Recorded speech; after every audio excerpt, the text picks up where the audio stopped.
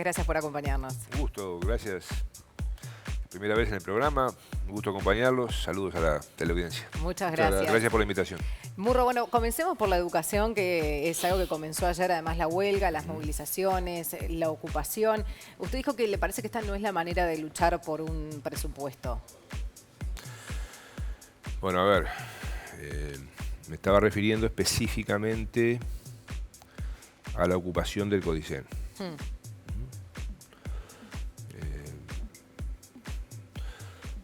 Quizá porque uno es viejo, yo vengo de otra época. No menos combativa. Ustedes no estaban acá, pero yo era dirigente del sindicato de la madera, que estaba cerca acá en la calle Ocuar. Y estoy hablando recién vuelta a la democracia o ahí. Y teníamos que hacer una manifestación del sindicato a Canal 12 para que nos hicieran una entrevista. Y a veces después había que hacer otra para que la emitieran. Yo estaba escuchándolos a ustedes estaban anunciando el calendario de paros. Sí. Que por las dudas no es lo mismo un calendario de paros que un calendario de oficinas cerradas. Es verdad.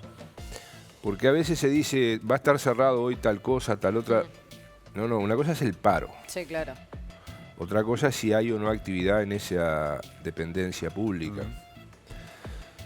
Y yo creo que por un lado es bueno esto porque la democracia y el sistema democrático en Uruguay ha entendido que las movilizaciones sociales son parte de la construcción democrática y eso es lo que nosotros entendemos. Y otra cosa es cuando a veces se toma una medida como es la ocupación sin haber transitado todos los pasos previos. Ustedes señalaban algún ejemplo, hay otros. Nosotros somos tremendamente respetuosos de las movilizaciones sociales y reitero, no solamente somos respetuosos, somos partidarios de que existan organizaciones sociales fuertes y movilizadas como parte de la construcción de la democracia y de la profundización de los cambios que el país necesita. Tuvimos en estas últimas semanas dos hechos. Uno fue la declaratoria de esencialidad de los servicios meteorológicos del aeropuerto de Carrasco, que tuvimos que hacer lamentablemente. Y en el día de ayer, luego de la solicitud del Codicen, solicitarle al Ministerio del Interior la desocupación del Codicen. Cosas que no hubiéramos deseado hacer, pero hay que hacerlas. ¿Y por qué con el Codicen sí y con otros lugares no? Bueno, porque... pero aguantá un poquito. Sí, perdón. ¿Y cómo hicimos eso? Primero, en ambos casos, yo personalmente llamé a los principales dirigentes del PCNT. En el caso de la esencialidad del aeropuerto, llamé a la presidenta del sindicato del Instituto de Meteorología, llamé a COFE. Tratamos de que esa medida que no daba garantías para los vuelos, ya teníamos aviones parados en distintos aeropuertos del mundo, se revirtiera. Se nos dijo que no, y bueno, esencialidad. Chao. Y en el caso de ayer fue igual. Ayer cuando nos enteramos por parte del presidente del Codicen, Wilson Neto, que se había ocupado varios pisos de ese edificio, llamamos a los principales dirigentes del PCNT, llamamos a los principales dirigentes sindicales de la enseñanza. Me consta que Olivera fue, el dirigente de la FENAPES, fue a hablar con los ocupantes. Ya no hubo opciones para que desocuparan ellos por su propia resolución. Igualmente fue una delegación del Ministerio de Trabajo y Seguridad Social a conversar con ellos, tampoco. Y bueno, la fuerza policial. Ahora ¿fue tranquilo? ¿Fue todo tranquilo, Murro? Sí. Ahora sí. ¿Y por qué el Codicen y capaz que no una universidad o algún otro escuela o liceo? Porque el Codicen es como que no. En primer lugar hay dos situaciones distintas. Una es cuando quienes ocupan son estudiantes y otra es cuando quienes ocupan son trabajadores. El Ministerio de Trabajo actúa cuando quienes ocupan son trabajadores. Cuando quienes ocupan son estudiantes, en ese caso corresponde las acciones que entiendan que deben realizar en el marco de su autonomía el Codicen y los consejos de la enseñanza. La otra situación es si se ocupan centros de enseñanza o se ocupan oficinas, como en este caso la oficina del Codicen. En el caso, si se ocupara un centro de enseñanza por trabajadores, bueno, allí la situación hay que analizarla distinto porque puede haber trabajadores y estudiantes, puede haber niños, y entonces hay que ver cómo se actúa diferente en cada caso. Para desalojar, pero siempre en el sector público, ¿no? Hay una diferencia allí, hasta normativa hoy, con el sector privado. ¿Eso qué razón tiene? Bueno, acá lo que hemos avanzado mucho en este periodo de tiempo, en estos 5 meses, y esto incluso lo ha reconocido el movimiento sindical y lo ha reconocido el sector empresarial. Nosotros llevamos 5 meses y medio de gobierno y en todos los conflictos que hemos tenido en estos 5 meses y medio, que han sido bastantes, en las soluciones, en las actas de solución de esos conflictos, siempre hemos instaurado una cláusula de protocolo de prevención de futuros conflictos. Y eso lo estamos haciendo, lo estamos llevando adelante. Hemos encontrado comprensión en sindicatos y empresarios. ¿Qué significa exactamente esa cláusula? Y eso significa prever, se desató un conflicto X.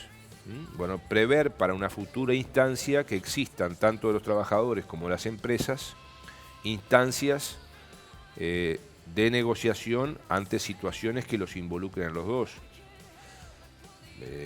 Había de ejemplo la ida de la empresa Schreiber Foods de San José, la láctea, Sí. Fue prácticamente sin aviso previo por parte de la empresa. O sea, la empresa decidió irse y se fue. Y dejó la planta. ¿Está bien? Todo tirado, ¿no? Y esto no es bueno. Y esto es responsabilidad empresarial. Claro. En otros casos a veces tenemos situaciones sindicales donde se llega a una medida extrema sin haber recorrido previamente los pasos de negociación para encontrar una solución. Bueno, nosotros estamos buscando que existan protocolos de negociación y de autorregulación de ambas partes, que nos puedan garantizar un mejor desarrollo a futuro. ¿Qué pasa ahora? Nombró Schreiber Foods, la empresa láctea, también está Ecolat, Chery de China, Fripur en estas últimas horas viendo qué Hasta es lo que mañana va a trabaja suceder. Fripur. Sí, ¿qué es lo que pasa con todos esos trabajadores? Sin duda que estamos en una situación compleja en varios sectores industriales. ¿Podemos hablar de crisis, Murro? No, todavía no podemos hablar de crisis porque la crisis tiene quienes también tenemos algunos años en este país, ahí sí los meto a ustedes. Crisis fue la del 2002, ¿está bien? Cuando teníamos 20% de desempleo, 40% de pobreza en general, 60% de pobreza en los niños, un país sin perspectivas. Bueno, eso era crisis. Hoy seguimos estando hoy en un 7,4 de desempleo, esto estamos hablando de 140.000 personas desocupadas, de las cuales casi 40.000 están siendo atendidas por el seguro de paro. Uruguay es de la tercera parte de países de América Latina que hay seguro de paro. Las 2 terceras partes de América Latina ni seguro de paro tienen. Si estuviera en el BPS estaría preocupado por tener que hacer esos pagos, ¿no? El seguro de paro no mueve la aguja, ¿No? digamos, o sea, igual me tengo que preocupar, pero el seguro de paro no mueve la aguja, no es un factor de alto peso financiero en las finanzas del país. Y si le cambia la vida al trabajador, ¿no? Porque además del seguro de paro está la otra cosa. O sea, yo el seguro de paro tengo mutualista. Claro. Tengo seguro de salud para el trabajador y para la familia. O sea, no es solamente el seguro de paro. En el seguro de paro tengo posibilidades, y ahora con la reforma que estamos haciendo en el INEFOP, con los cambios que se están haciendo en el INEFOP, hay más posibilidades de capacitación para reciclarse, para reinsertarse. Ahora, pero se está generando esa pérdida de empleos un volviendo poco, ¿no? al tema, nosotros tenemos en Uruguay hoy 1.650.000 personas trabajando y 140.000 desocupadas. Seguimos en una cifra de personas trabajando, empresarios y trabajadores, que es la más alta de la historia de Uruguay. Nunca hubo en Uruguay tanta gente trabajando. Además, en las últimas horas ha salido una encuesta mundial que destaca que los uruguayos, contrariamente a lo que algunas veces se ha dicho, somos de los que más horas trabajamos por año en el mundo. Más de 2.000 horas de trabajo anuales, y eso nos está ubicando por encima de países... Tipo Alemania, Japón, ¿no? Sí. Digo, Japón no, pero sí por encima de Alemania, por encima de Estados Unidos, en el primer lugar de América Latina. Entonces, esto me parece que también hay que tenerlo en cuenta. Y tenemos una desocupación, está creciendo el envío al seguro de paro, pero digamos, hay que diferenciar lo que es desocupación de seguro de paro. Desocupado es la persona que está sin trabajo. En el seguro de paro están los que dentro de esos desocupados tienen derecho al seguro de paro cumpliendo determinadas condiciones. Y digo esto porque, por ejemplo, yo leía el otro día en un semanario, se decía 3.500 en seguro de paro en Paysandú. No hay 3.000, hay 1.000 en seguro de paro en Paysandú. Y tenemos una situación complicada en Paysandú, ¿eh? Hay una situación complicada en Paysandú. Tenemos varios centros de trabajo en Paysandú que están cerrados o complicados. La maltería, por ejemplo. La cervecería, lo que era Pailana Cotrapay, estamos teniendo problemas en La Naranja, estamos teniendo problemas en el Alándano. Entonces, tenemos problemas en Paysandú. Pero, claro, si la prensa dice el triple de lo que es, o más del triple, se complica la cosa. Ernesto, ¿por qué está pasando esto? ¿Hay responsabilidades del gobierno? ¿Es una situación que nos cae de afuera? Bueno, tenemos diversas situaciones. Tenemos, por ejemplo, muy complicada la situación en el sector lácteo. Pero no es solamente por lo de Ecolat, por lo de Schreiber Foods. En el mundo, la venta de leche cayó. Y cayó el precio.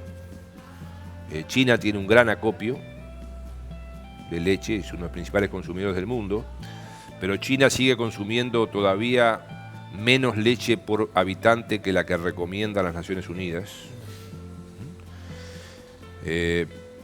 Tenemos un tema de que ha bajado enormemente el precio. Países importantes en la producción láctea, como son Nueva Zelanda y Australia, han tomado importantísimas medidas de gobierno para salvar al sector lácteo. Nosotros en Uruguay, acá esto particularmente el ministro Tabaré Aguerre está llevando adelante una serie de medidas. Se creó el fondo lechero recientemente, se está dando ración para alimentar el ganado en los departamentos que tuvieron crisis por sequía, y acabamos de pasar de 9 departamentos con crisis por sequía a que ya en la misma semana entramos en problemas por inundación. Sí, es terrible, el clima no está ayudando a nada. Pero ahora, entonces, la leche en el mundo bajó de 4 o 5 mil dólares la tonelada a 1.500 o 2.000 dólares la tonelada. Y eso es así. Sin duda, ministro, pero la leche es un sector, ¿no? Son varios los que están teniendo problemas. Usted mencionaba la pesca, la industria automotriz, las malterías, la construcción. Pero vamos por parte, porque para analizar esto. Entonces, en el sector lácteo tenemos un problema internacional. ¿Por qué? Porque la industria láctea uruguaya está muy bien capacitada tecnológicamente. Se han hecho inversiones nacionales como la que hicieron los sanduceros uruguayos de Pili. Pusieron más de 20 millones de dólares en su empresa.